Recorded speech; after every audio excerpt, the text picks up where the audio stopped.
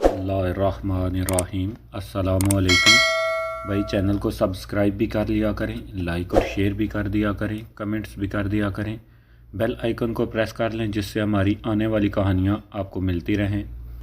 सारा को उन्होंने मना लिया था। मुश्किल ये थी कि काफ़िले में तमाम ही मर्द थे, इसलिए मजबूरन सारा को उन्होंने अपने कपड़े ही पहना दिए। बहरहाल वक्ती तौर पर तो सतरपोशी हो गई थी। इरशाद अहमद ख़ान ने बड़े नवाब को अव्वल से आखिर तक अपनी तमाम रुदात सुना दी थी और सारा के बारे में भी सब कुछ बता दिया था।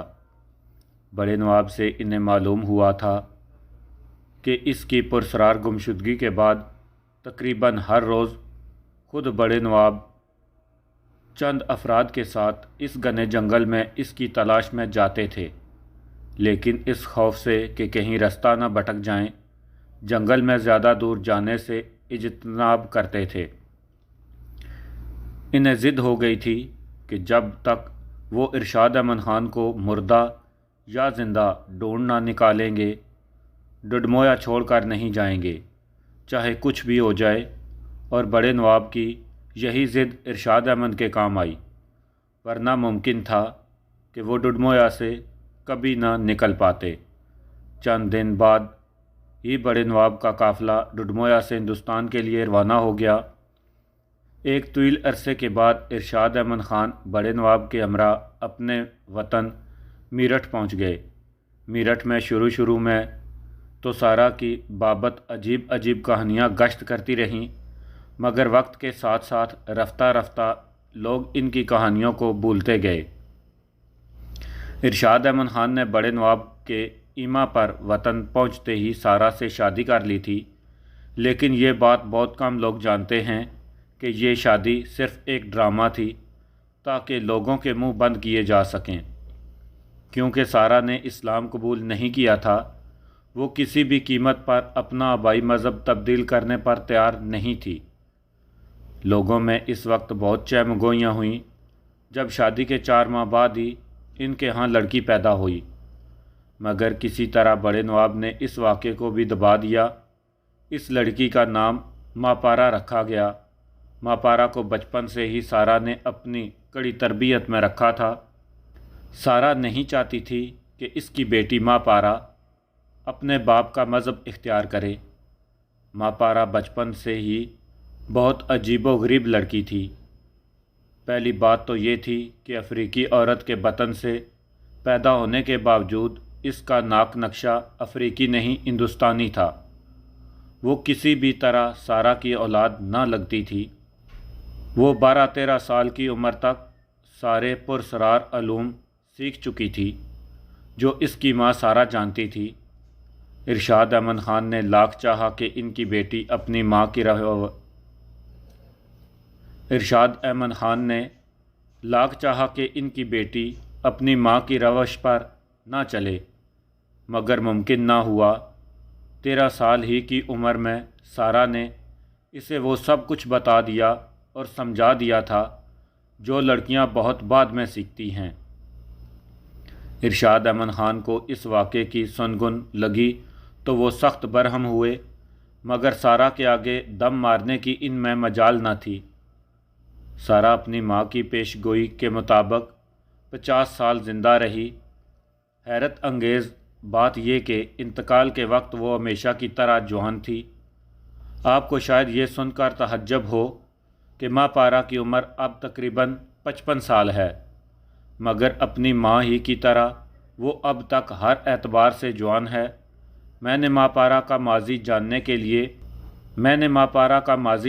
के लिए गुज़रे ज़मानों में सफ़र किया है। इस सिलसिले में छोटी से छोटी तफसील भी मैंने नज़रअंदाज नहीं की। माँ पारा के बारे में सब कुछ जानने के लिए बेहद ज़रूरी था कि इसके वालिदैन के बारे में पूरी तहकीक की जाए। इसे ये पुरसरार कुव्वतें कहाँ से और कैसे मिली, मैंने सब कुछ मालूम कर लिया है। इस कदर तफसील के बाद आप समझ ही गए होंगे कि इसके पास कैसी कैसी नाकाबिले फ़हम और पुरसरार कुव्वतें होंगी। और बताऊं कि माँ पारा कोई नेक और पारसा लड़की नहीं है, इसका मज़हबी जिन्स है। وہ جنس ہی کو اپنا دیوتا مانتی ہے اور بغیر کسی حسین اور خوبصورت لڑکے کے اس کی کوئی رات نہیں گزرتی۔ وہ ایک رات بھی تنہا سونا پسند نہیں کرتی اور اس کے لیے وہ اپنی پرسرار قوتوں کو بروئے کار لاتی ہے۔ ارشاد احمد خان کے علم میں سب کچھ ہے، مگر سب کچھ جانتے ہوئے بھی وہ ماپارا کی ان حرکتوں سے باز نہیں رکھ سکتے، اور اب تو یوں بھی وہ کافی ضعیف ہو چکے ہیں۔ میں نے یہ تمام معاملات بتانے سے پہلے ہی عرض کیا تھا کہ ماپارا سے نہ ٹکرایا جائے تو اچھا ہے۔ میں پھر اپنی اس بات کو دہراؤں گا، وہ ایک انتہائی خطرناک اور پراسرار لڑکی ہے۔ ممکن ہے اس سے ٹکراؤ کی صورت میں ہمیں نقصان اٹھانا پڑے۔ حمزات نے اپنی تمام تگ و دو اور جو کچھ معلوم ہوا اس سے مجھے آگاہ کیا۔ یہ سب کچھ میرے لیے بھی انتہائی حیرت انگیز تھا، حالانکہ میں خود اب تک ایسے عجیب اور پراسرار واقعات سے گزر چکا تھا کہ اگر کسی دوسرے پر گزرتے اور میں سنتا تو کبھی یقین نہ کرتا۔ اس وقت میرا ذہن مختلف خیالات کی آماجگاہ بنا ہوا تھا۔ حمزات کے مشورے اپنی جگہ، مگر میں کس طرح اپنی توہین بھلا دیتا، یہ میرے لیے ناممکن تھا۔ آخر کچھ دیر غور کرنے کے بعد میں نے حمزات کو مخاطب کیا۔ میں نے ماپارا کے بارے میں سب کچھ سن لیا ہے، مگر یہ سب جاننے کے باوجود میرا آخری فیصلہ یہی ہے، اس لڑکی کو میرے سامنے جھکنا پڑے گا، چاہے اس کے لیے مجھے کچھ بھی کرنا پڑے۔ میں بے غیرت ہو کر زندہ رہنے پر موت کو ترجیح دوں گا۔ اس وقت تم جاؤ، میں رات بھر کا جاگا ہوا ہوں، سو کر صبح اٹھنے کے بعد میں تمہیں پھر طلب کروں گا۔ آپ کا جو حکم مجھ پر فرض تھا کہ آپ کو حالات سے آگاہ کر دوں، اور میں نے اپنا فرض پورا کر دیا۔ اب جو آپ کا فیصلہ ہوگا مجھے قبول ہوگا۔ یہ کہہ کر حمزات رخصت ہو گیا اور اس کے جاتے ہی میں سو گیا۔ میں جاگا تو شام ہو چکی تھی۔ میری آنکھوں میں شانتی کا حسین سراپا گھومنے لگا۔ وہ بھی اب سو کر اٹھی ہوگی۔ میں سوچنے لگا، کیا شانتی میرا روزمرہ بن جائے گی؟ شانتی یا ماپارا؟ میں نے خود سے سوال کیا۔ یہ بھی تو ہو سکتا تھا کہ میں اپنے ذہن سے ماپارا کا خیال جھٹک دیتا۔ کیا یہ میرے لیے ممکن ہے؟ نہیں، جیسے میرے اندر سے کسی نے جواب دیا، شانتی شانتی ہے اور ماپارا ماپارا ہے، کوئی بھی کسی کا بدل نہیں۔ میں بہت دیر تک گزرے ہوئے واقعات کے متعلق سوچتا رہا، عجیب اور پراسرار واقعات جن سے پے در پے میں دوچار ہوا تھا۔ میں نے کبھی سوچا نہ تھا کہ میں ایسے حالات سے گزروں گا۔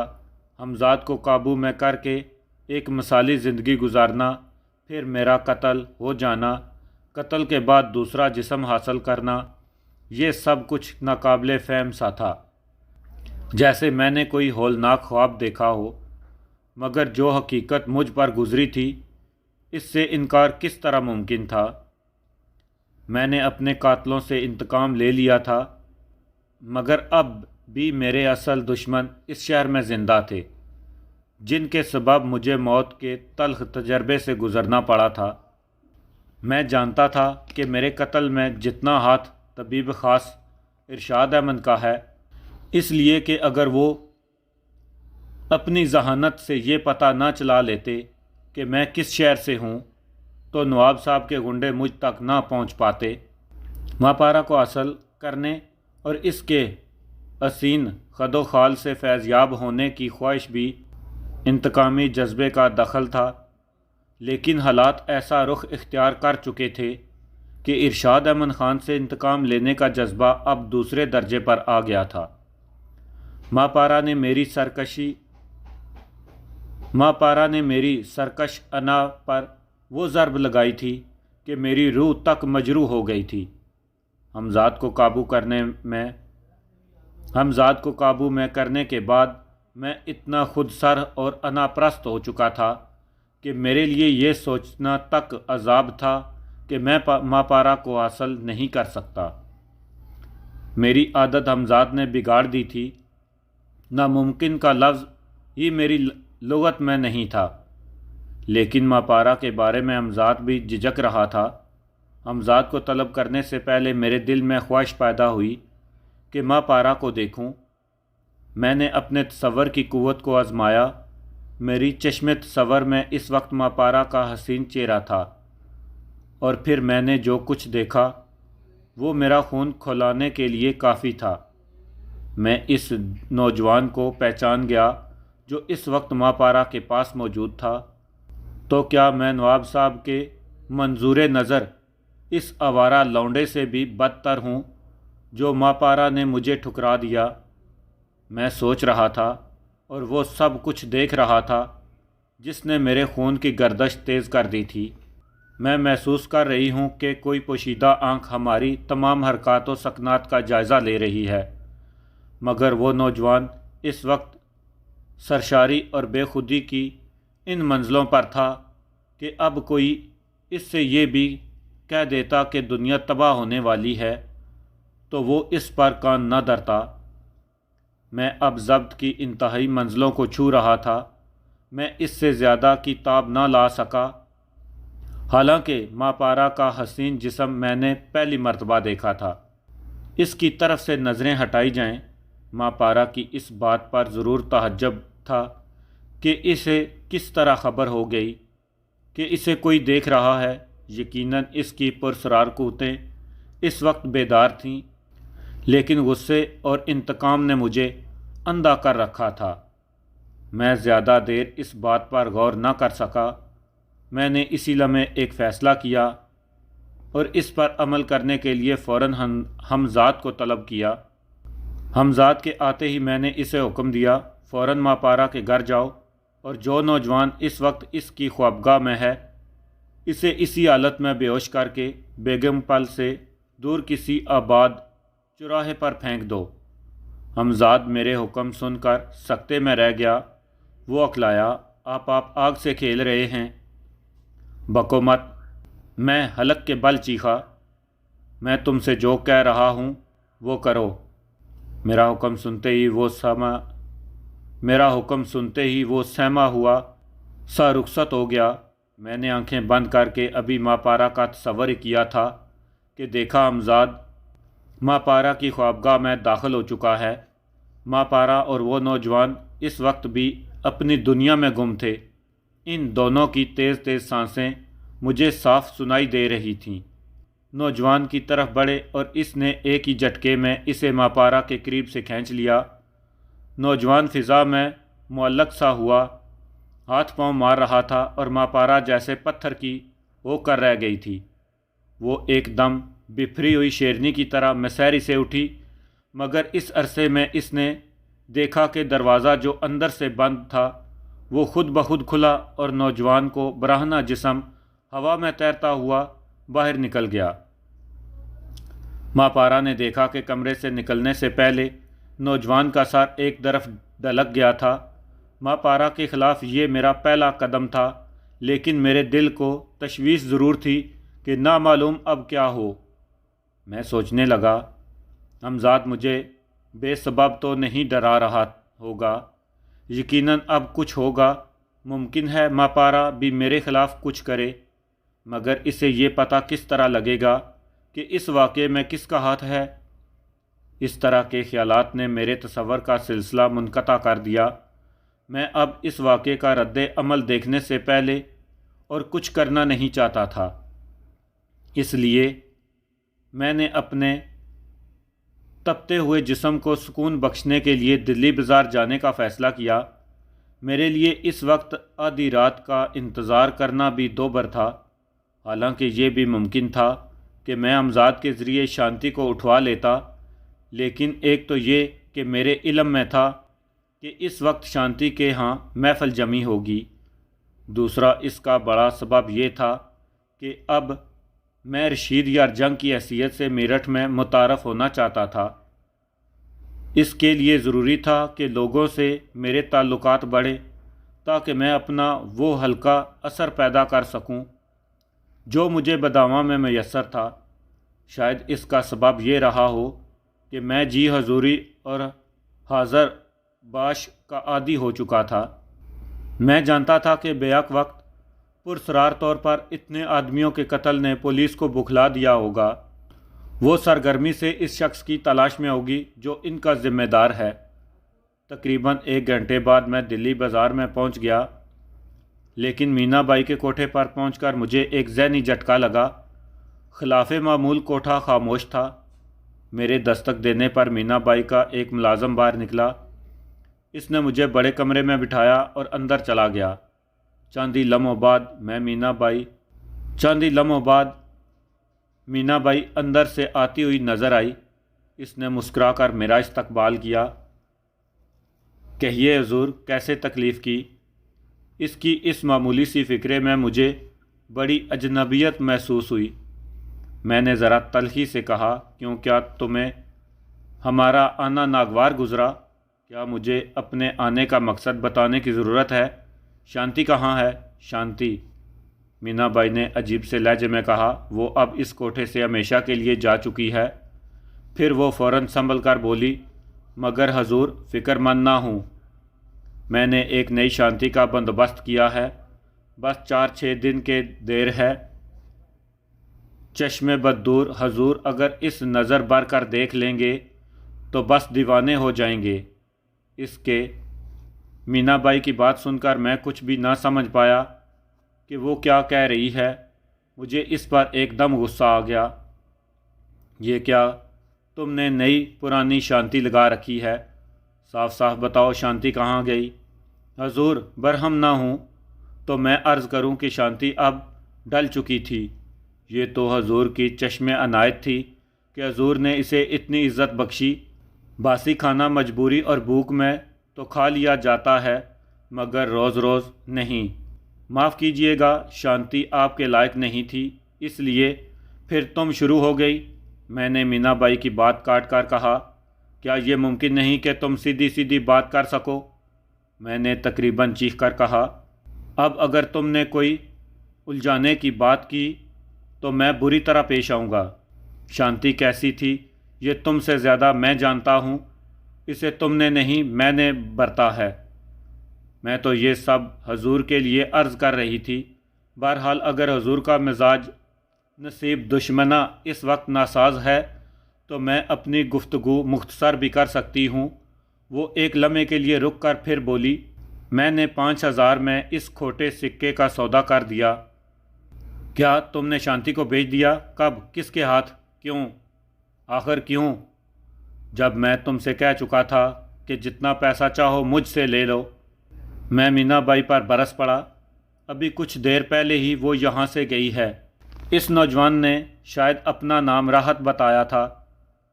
مینا بائی نے پرسکون لہجے میں کہا، راحت؟ میں اچھل پڑا۔ اسے بھی تو ماپارا نے راحت کے نام سے مخاطب کیا تھا، مگر یہ نہیں ہو سکتا۔